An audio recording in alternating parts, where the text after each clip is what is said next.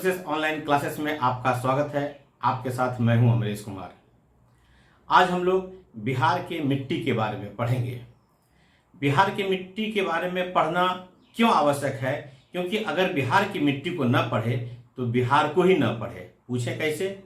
वो ऐसे कि बिहार एक कृषि प्रधान राज्य है और कृषि का मुख्य आधार मिट्टी होती है। और मिट्टी को नहीं पढ़ेंगे तो बिहार की कृषि और अर्थव्यवस्था को नहीं समझेंगे, और बिहार की कृषि और अर्थव्यवस्था को नहीं समझेंगे तो बिहार को समझना मुश्किल होगा। तो आइए सबसे पहले जानते हैं कि मिट्टी होती क्या है। तो मिट्टी स्थल मंडल का वह ऊपरी भाग होता है जिसमें कुछ चीजों का मिश्रण पाया जाता है, जैसे खनिज पदार्थ, कार्बनिक पदार्थ, गैस, तरल इत्यादि। साथ साथ इसमें महत्वपूर्ण अवयव होता है जीवाश्म का। जो जीवित जीव भी होते हैं, इसमें बहुत सारे बैक्टीरिया इत्यादि होते हैं, और पत्तों का या जीवों का अवशेष भी होता है जिसे जीवाश्म कहते हैं। यानी खनिज पदार्थ, जल, वायु, तरल पदार्थ और जैविक पदार्थों के मिश्रण से बना हुआ वह मिश्रण जो स्थल मंडल का ऊपरी भाग होता है और जो जीवन को सहायता प्रदान करता है, उसे मिट्टी कहते हैं। जीवन का मुख्य आधार क्या हो गया? मिट्टी हो गई। क्योंकि अगर मिट्टी नहीं होगी तो खेती नहीं होगा, और खेती नहीं होगी तो इंसान खा नहीं सकता है। मृदा नहीं होगी तो वनस्पति भी नहीं होगा, और वनस्पति नहीं होगा तो जीव जंतु भी, यानी जीव जंतु और मानव दोनों के अस्तित्व के लिए मृदा बहुत जरूरी होती है। मृदा 3 प्रकार की होती है मोटे तौर पर। वो है जोनल, ए जोनल और इंट्राजोनल। जोनल मृदा उसे कहते हैं जो अपने पेरेंट चट्टान यानी जो अपने ही स्थान पर विकसित होता है। ए जोनल सॉइल उसे कहते हैं जो कहीं बाहर से बहा के लाई गई होती है, और इंट्राजोनल दलदलीय इलाकों की मिट्टी को कहते हैं।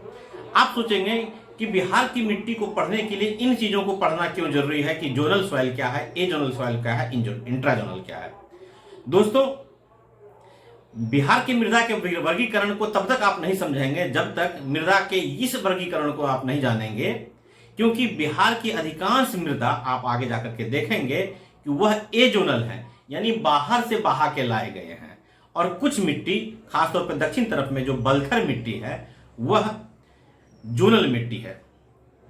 बिहार की मिट्टी को समझने के लिए सबसे पहले हमें बिहार के भू आकृतिक संरचना को समझना होगा। यद्यपि बिहार की भू आकृतिक संरचना पर मेरा एक एक्सक्लूसिव अलग से वीडियो है जिसे आप देख करके समझ सकते हैं, लेकिन यहां संक्षिप्त रूप से आपको याद दिला दें कि बिहार का उत्तरी भाग जो है, उत्तर पश्चिमी भाग पर्वतीय है, जो पश्चिमी चंपारण जिले में है, और पश्चिमी चंपारण जिले से लेकर के यहाँ किशनगंज जिले तक पूरब में पूरे तराई क्षेत्र है जहां थोड़े दलदली माहौल है, याद होगा आपको। उसके बाद उत्तरी गंगा का मैदान और दक्षिणी गंगा का मैदान, और दक्षिणी गंगा के मैदान के दक्षिण में छोटा नागपुर पठार का संक्रमण क्षेत्र यानी पठारी किनारा है, और दक्षिण पश्चिम में कैमूर की पहाड़ी, रोहतास की पहाड़ी इत्यादि है। इसको आप समझ लीजिए, क्योंकि इसी आधार पर मृदा का भी विकास होगा। और अगर विस्तृत जानकारी चाहते हैं तो हमारा बिहार का भौगोलिक वर्गीकरण का वीडियो देख लें। बिहार की मिट्टी को समझने के लिए बिहार की नदियों का भी ध्यान रखना होगा। आपको मैंने बिहार की नदियों के बारे में मेरा 2 एक्सक्लूसिव वीडियो है, उत्तर बिहार की नदियों का एक वीडियो और दक्षिण बिहार की नदियों का वीडियो। तो नदियों के बारे में विस्तृत जानकारी तो वहां मिलेगी, लेकिन मिट्टी को समझने के लिए यहां पर जरूरी है कि हम एक बार फिर से नदियों को याद कर लें। आप देख रहे हैं कि बिहार को गंगा नदी लगभग 2 भागों में बांटती है, यद्यपि उत्तरी भाग थोड़ा सा बड़ा है, और इसमें पश्चिम से पूरब से आकर के अनेकानेक नदियां मिलती हैं।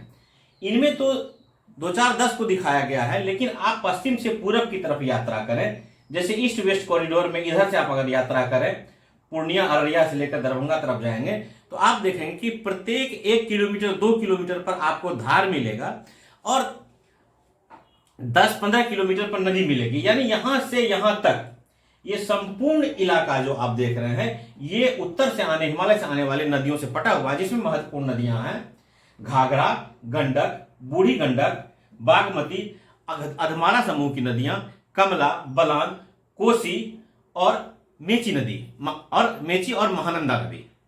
इसी तरह दक्षिण बिहार में देख लें, सोन, पुनपुन, फल्गु, किउल।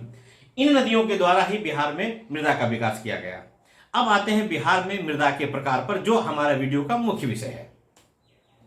बिहार में मिट्टी के 6 प्रकार हैं और यह 6 प्रकार है: पर्वत पादीय दलदली मृदा, तराई मृदा, बांगर और खादर मृदा, टाल मृदा, लाल बलुई मृदा और बलथर या लाल और पीली मृदा।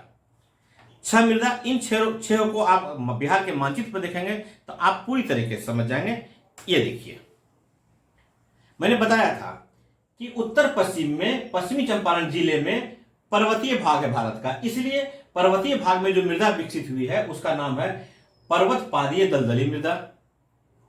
और पश्चिम में पश्चिम चंपारण से लेकर के यहां तक जो 7 जिले हैं, इन सब में जैसे पश्चिमी चंपारण, पूर्वी चंपारण, सीतामढ़ी, मधुबनी, सुपौल, अररिया और किशनगंज, यहां पर बॉर्डर के किनारे यहां से यहां तक तराई क्षेत्र है, इसलिए यहां तराई मृदा विकसित हुई है। उसके बाद यहां से यहां तक ये उत्तर बिहार की जो नदियां के द्वारा जो यहां पर गंगा में आकर के मिट्टी को यहां लाया गया है, इससे जो इस मृदा का विकास हुआ है, इसे बांगर एवं खादर मृदा कहते हैं। वास्तव में ये जलोढ़ मृदा है, लेकिन जलोढ़ मृदा का भी 2 भाग होता है, बांगर और खादर मृदा। इसको विस्तृत हम अगले स्लाइड्स में देखेंगे। और दक्षिण तरफ से आप देखेंगे तो इधर से भी जो नदियां यहां लाई गई हैं, ये पुरानी जलोढ़ मृदा कहते हैं।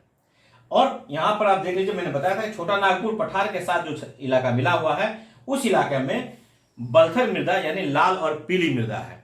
जो यहां का स्थान यानी सुस्तरीय मृदा है, जोनल मृदा है, ये एजोनल है, ये भी एजोनल है। और इधर पठारी क्षेत्र है, इसलिए कैमूर के पठार और रोहतास इलाके में लाल बलुई मृदा। अब हम लोग बारी बारी से हर मृदा को देखेंगे और इसकी खासियत देखेंगे, क्षेत्र देखेंगे और देखेंगे यह किस फसल के लिए उपयुक्त है। और परीक्षा में आपको खासतौर बीपीएससी मेंस देने में, जनरल स्टडीज में बहुत मदद मिलेगी। आते हैं पर्वत पादीय मृदा, पर्वत पादीय दलदली मृदा। हिमालय से जो नदियां वहां से आती हैं, तो हिमालय से जब नदियां आती हैं, आप भारत का भूगोल पढ़ेंगे और यदि नहीं पढ़े हैं तो मैं आपको बताता हूं। जब पर्वतीय क्षेत्र से नदियां एकाएक आकर के मैदानी भाग में उतरती हैं, तो उनके वेग में एकाएक कमी आती है, ढाल में भी एकाएक कमी आती है। तो नदियां क्या करती हैं, पर्वत पादीय क्षेत्र में यानी पर्वत के निचले क्षेत्र में बड़े बड़े बोल्डर्स को गिरा देती हैं और फिर नदियां वहां से आगे बढ़ती हैं। तो ऐसे क्षेत्र को बाद में ये बोल्डर सब आपस में मिल जाता है और कुछ महीन कण भी होते हैं, तो मिक्स जब हो जाता है तो इसे भाभर कहते हैं। तो यह वास्तव में क्या है, पर्वतीय पादीय मृदा केवल पश्चिमी चंपारण जिले में मिलता है। दूसरा, यह भावर क्षेत्र है। भावर क्षेत्र मतलब नदियां जो आई पहाड़ से और जो मैदानी क्षेत्र में जहां पर उसका संगम हुआ, उस संगम वाले स्थल वाले क्षेत्र में बड़े बड़े बोल्डर्स और दलदल का मिक्सर होता है, जिसे भावर क्षेत्र कहते हैं। वहां नदियां विलीन हो जाती हैं। वो हमारा विषय आज पढ़ने का नहीं है। ये भावर क्षेत्र है, तो स्वाभाविक इसमें जलोढ़ और पथरीला का मिश्रण होगा। याद रखने में आपको बहुत सहायता होगी कि बोल्डर्स लाए हैं तो वो भावर क्षेत्र है, भावर क्षेत्र है तो पथरीली भी है और जलोढ़ का मिश्रण है। चूंकि इस क्षेत्र में अधिक वर्षा होती है, इसीलिए नमी है और दलदल है। और नमी और दलदल होने के कारण वहां पर वन विकसित है और वह मिट्टी का रंग थोड़ा भूरा और अम्लीय हो गया है। अम्लीय मिट्टी क्यों हो गया है, तो आप जानते रहिए कि जब पेड़ पौधे बहुत अधिक होते हैं, तो पेड़ पौधे के जो पत्ते टूट करके गिरते हैं जमीन पर, तो जमीन पर जब वो गलता है तो उससे अम्ल का विकास होता है, यानी मिट्टी अपेक्षाकृत अम्लीय हो जाती है। इसलिए ये प्रश्न पूछा जाएगा परीक्षा में कि अम्लीय है कि क्षारीय है, तो ये भूरे कलर की अम्लीय मिट्टी है और यह चावल की खेती के लिए बहुत ही नामी है। यह इलाका, इस इलाके के चावल को बड़े शौक से लोग खाते हैं। आते हैं दूसरी मिट्टी की तरफ। दूसरी मिट्टी को समझने के लिए फिर से मैं मानचित्र दिया हूं कि फिर से आप याद कर लीजिए कि यहां से यहां तक जो 7 जिले हैं, इस 7 जिले में हिमालय नेपाल के बॉर्डर के साथ जो क्षेत्र है, एक 10 किलोमीटर की पट्टी जो है, कहीं कहीं पर यह इसका एब्सेंट है, इसे ही तराई मृदा कहते हैं। तराई क्षेत्र क्या होता है, मैंने बताया कि जब पहाड़ से नदियां उतरती हैं मैदानी क्षेत्र में, तो सबसे पहले बड़े बड़े बोल्डर्स को गिरा देती हैं और बड़ी बड़ी नदियां तो उसको पार करती हैं, छोटी नदियां वहां विलीन हो जाती हैं और विलीन होकर के उसके दक्षिण में, यानी हिमालय के संदर्भ में देखें तो दक्षिण में आकर के वो जमीन से अंदर से निकलती हैं, तो वह इलाका बहुत दलदली बजबजी होता है। इसे तराई क्षेत्र कहते हैं। यहाँ पर मछली खूब होता है, यहाँ चावल खूब होता है, लेकिन यहाँ मलेरिया के मच्छर भी बहुत होते हैं, यहाँ वन भी होते हैं। तो तराई क्षेत्र में आप देख लीजिए, पश्चिमी चंपारण से किशनगंज तक मैंने आपको बताया, नेपाल की सीमा के साथ लगभग 10 किलोमीटर चौड़ी पट्टी में है। यह अररिया जिले में सर्वाधिक है। अररिया पूरब तरफ से दूसरा जिला है किशनगंज अररिया। तो अररिया जिले में सर्वाधिक चौड़ा है ये तराई क्षेत्र है, भौगोलिक रूप से बता ही दिया। अधिक वर्षा है, नमी है और उपजाऊ है। चावल, गन्ना और जूट की खेती के लिए यह काफी ही उपयुक्त है। फिर से मानचित्र को देखते हैं। अब हम बिहार में सर्वाधिक क्षेत्र में जो फैले हुए मृदा है उस मृदा को पढ़ेंगे, जो है बांगर और खादर मृदा। इसको समझने के लिए पहले आप यह समझिए कि ये देखिए कि ये हिमालय पर्वत है, ये हिमालय है। इसकी 3 श्रेणियां हैं, शिवालिक हिमालय, मध्य हिमालय और सर्वोच्च हिमालय। और इधर से भारतीय प्लेट आया, उसके नीचे घुस गया। इससे यहां एक बड़ी खाई बन गई। इस खाई को इधर से आने वाली नदियों ने और इधर से आने वाली नदियों ने पाट दिया। इसी पाटने पर जो विकसित हुआ है यही है गंगा का मैदान, जिसके बीचों बीच गंगा बहती है। तो स्वाभाविक है कि यह बाहर से लाई गई मिट्टियों से बना हुआ, बाहर से लाए गए पदार्थों से बना हुआ क्षेत्र है और इसकी मिट्टी जलोढ़ है, बाहर से लाई गई है। तो स्वाभाविक है कि यह एजोनल मृदा होगी। यह बांगर और खादर, ये देखिए फिर से मैं नदी को लाया हूं कि ये सारी नदियों ने ला करके इनको यहां से यहां तक विकसित किया है। तो बांगर और खादर के बारे में जानते रहिए, परीक्षाओं में खूब पूछा जाता है। बांगर पुरानी जलोढ़क को कहा जाता है और खादर नई जलोढ़क को कहा जाता है। खादर दोनों बाढ़ क्षेत्र की मिट्टियां हैं, दोनों बाढ़ के दौरान विकसित हैं, लेकिन खादर में जहां लगभग प्रति वर्ष बाढ़ का पानी आता है और मिट्टियों को रिन्यूअल कर देता है, यानी फिर से एक नई मिट्टी या मिट्टी का परत जमा देता है, तो ऐसे को खादर कहते हैं। और बांगर उससे अपेक्षाकृत ऊंचा स्थल होता है, जो पिछले कुछ सालों में या ऐतिहासिक कालों में तो वह बाढ़ के पानी से भी बना हुआ मृदा है, लेकिन हाल के वर्षों में उस पर बाढ़ का पानी नहीं गया हो। अगर उस पर बाढ़ का पानी चला जाएगा तो वो बांगर खादर में बदल जाएगा। तो आप देख ले, तो आप इस मानचित्र में देखिए, आप समझिए कि आपने सर तो बांगर और खादर दोनों लिख दिया, कौन बांगर कौन खादर। अगर बिहार को आप अच्छी तरीके से जानते होंगे तो आप जानते होंगे कि ये सब इलाका बाढ़ के समय में, यानी मानसून के वर्षा के समय में जुलाई अगस्त में इस पूरा लगभग पानी से भरा रहता है। तो जिन जिन इलाकों में पानी रहता है, तो आप एक किसी नदी को लीजिए, जैसे कोसी नदी को लीजिए, तो कोसी नदी के जो इस चौड़ी पट्टी में इतना दूर आप देख रहे हैं, ये हो जाएगा खादर।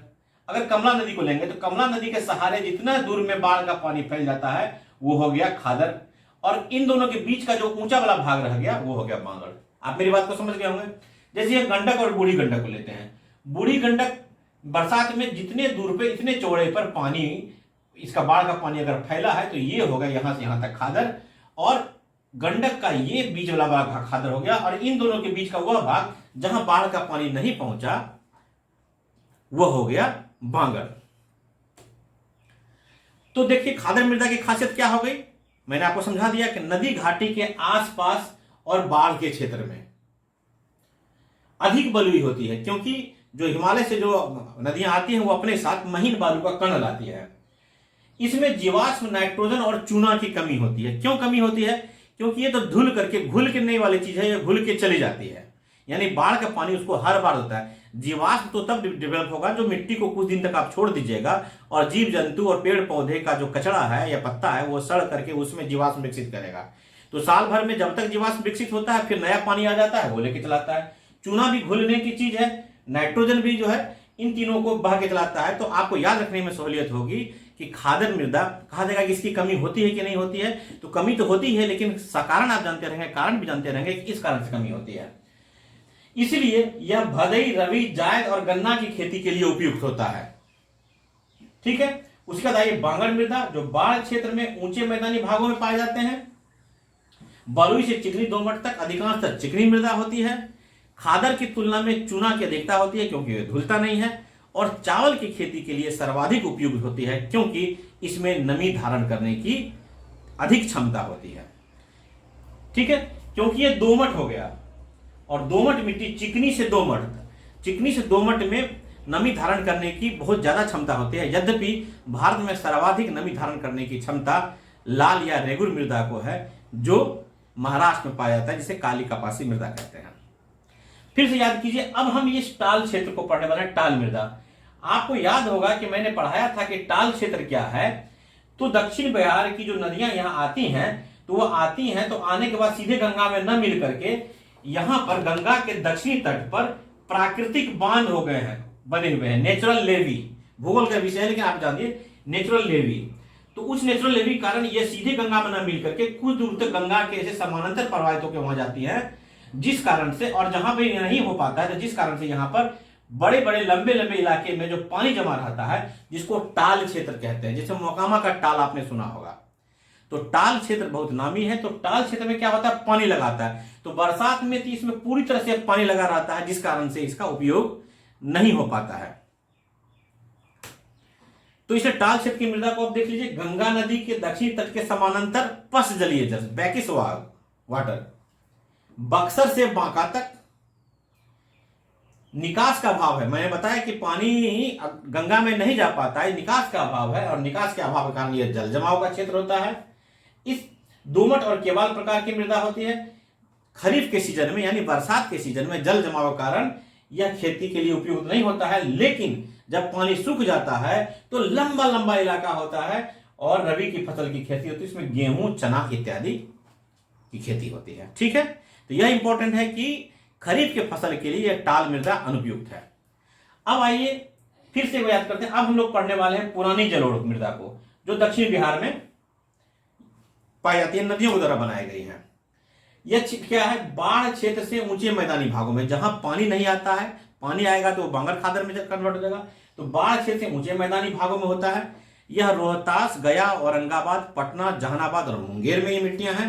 इसकी विशेषता क्या है, इसकी विशेषता है कि यह भारी चिकनी मृदा होती है और इसमें भी जल धारण करने की अद्भुत क्षमता होगी है, और जल धारण करने की क्षमता अधिक होगी तो स्वाभाविक है कि यह चावल की खेती के लिए उपयोग होगा। लेकिन सिंचाई साधन के विकास के कारण इसमें रबी की खेती भी बहुत अच्छे से होती है, और स्थानीय भाषा में इसे करेल या केवाल नदी कहते हैं।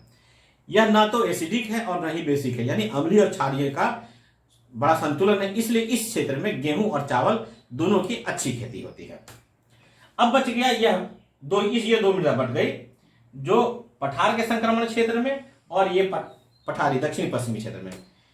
तो इस जो दक्षिण वाला है वह क्षेत्र क्या है, छोटा नागपुर के पठार और गंगा के दक्षिणी मैदान का संक्रमण क्षेत्र है, और कैमूर के पहाड़ी से लेकर के राजमहल के पहाड़ी तक। आपको पता होगा कि पूर्व में राजमहल की पहाड़ी और पश्चिम में कैमूर की पहाड़ी, तो उसके सहारे यहाँ दक्षिण छोटा नागपुर पठार के समानांतर यहां से वहां तक है।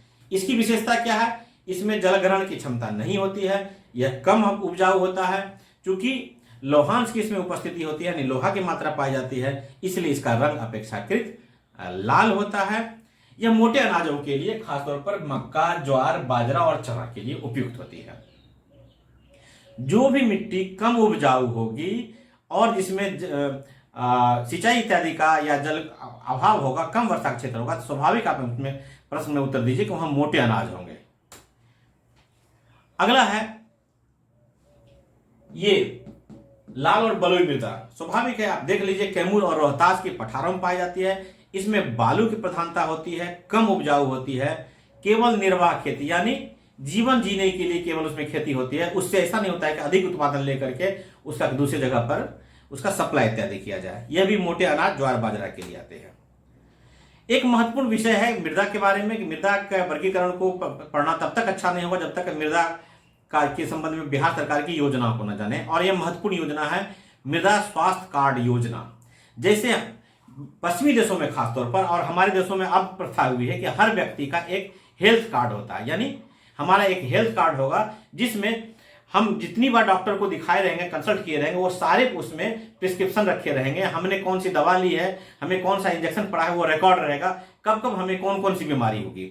इससे क्या होगा, कोई भी व्यक्ति जब उसको देखेगा उसको पता चल जाएगा कि अरे इसका रिकॉर्ड इस प्रकार से है। तो सरकार ने कहा कि खेती का मुख्य आधार मृदा है और मृदा की स्थिति ठीक नहीं है। क्यों? क्योंकि असंतुलित उर्वरक का इस्तेमाल हुआ, बड़े पैमाने पर यूरिया का इस्तेमाल हुआ, लोग उर्वरक के नाम पर गए और यूरिया छींट दिए तो यूरिया का अतिशय इस्तेमाल हुआ। उसका मृदा में किस चीज की कमी है आप जानते हैं। डॉक्टर दो प्रकार के होते हैं, एक डॉक्टर होते हैं जिसे झोला छाप डॉक्टर कहा जाता है, उसको आप जाएंगे वो सिम्टम के आधार पर, आप कहेंगे सिर दर्द है, बुखार है, तो आपके सिम्टम के आधार पर आपका इलाज कर देंगे। वो आपका टेस्ट नहीं करेंगे, वो जानते ही नहीं कि आपकी मूल समस्या क्या है, वहीं डॉक्टर क्या होते हैं, डॉक्टर आपका पूरा टेस्ट करेंगे और टेस्ट करके बताएंगे कि आप में क्या कमी है और उसी अनुसार से आपका इलाज करेंगे। तो मृदा स्वास्थ्य कार्ड योजना ठीक उसी तरह से है कि मृदा का एक हेल्थ कार्ड होगा, मृदा का एक कार्ड होगा और उस कार्ड को जो विशेषज्ञ होंगे उस विशेषज्ञ को दिखाया जाएगा। हर 2 साल पर उसका टेस्ट होगा और टेस्ट के बाद बताया जाएगा कि आपकी मृदा में इन चीजों की अधिकता है, इन चीजों की कमी है, इसलिए आप इस प्रकार का उर्वरक का प्रयोग करें। अब इसके बारे में फैक्चुअल प्री का इंफॉर्मेशन जान लेते हैं कि 2015 में अंतर्राष्ट्रीय मृदा वर्ष था। उसी साल भारत में राजस्थान में श्री गंगानगर जिले में सूरतगढ़ से इसका शुभारंभ किया गया। इसको राज्यों ने अपनाया गया। इसका मुख्य उद्देश्य क्या है कि मृदा के संबंध में जो कुछ भी समस्या है उसको मृदा का हेल्थ कार्ड, मृदा का स्वास्थ्य कार्ड प्रदान करने के लिए राज्यों को सहयोग करना। कौन सहयोग करेगा? भारत। इस योजना का थीम क्या है? स्वस्थ धरा खेत हरा। स्वस्थ धरा यानी धरती स्वस्थ रहेगी तो ही खेत में हरापन रहेगा, यानी अच्छी फसल होगी। तो स्वस्थ धरा खेत हरा। इस योजना के तहत हर 2 वर्ष में मिट्टी की जांच की जाती है। बिहार सरकार ने इस योजना के अंतर्गत हर जिले के हर ब्लॉक में अभी पायलट योजना के तहत किसी एक प्रखंड को चुन करके वहां पर इस प्रकार का ये सेटअप किया है, प्रयोगशाला सेटअप किया है, जहां किसान जाकर के अपने मिट्टी की जांच करवा सकते हैं। इसका फायदा क्या होगा? इसका फायदा होगा कि मिट्टी के अनुरूप उर्वरक बढ़ेगा, उत्पादकता बढ़ेगी, मृदा प्रदूषण पर रोक लगेगा, पारिस्थितिकी संतुलन होगा और सस्टेनेबल डेवलपमेंट यानी सतत विकास को बल मिलेगा। तो ये थी बिहार में मृदा के संबंध में जानकारी। मृदा के संबंध में आपकी जानकारी तब तक परिपूर्ण नहीं होगी जब तक बिहार में कृषि से संबंधित चलाए जाने वाले सर्वाधिक महत्वपूर्ण कार्यक्रम कृषि road map, agriculture road map of Bihar आप नहीं पढ़ेंगे। तो अगला वीडियो मेरा कृषि रोड मैप पर है, उसे अवश्य देखेंगे। मुख्य परीक्षा के लिए काफी इंपॉर्टेंट होगा। फिलहाल के लिए इजाजत दीजिए। नमस्कार।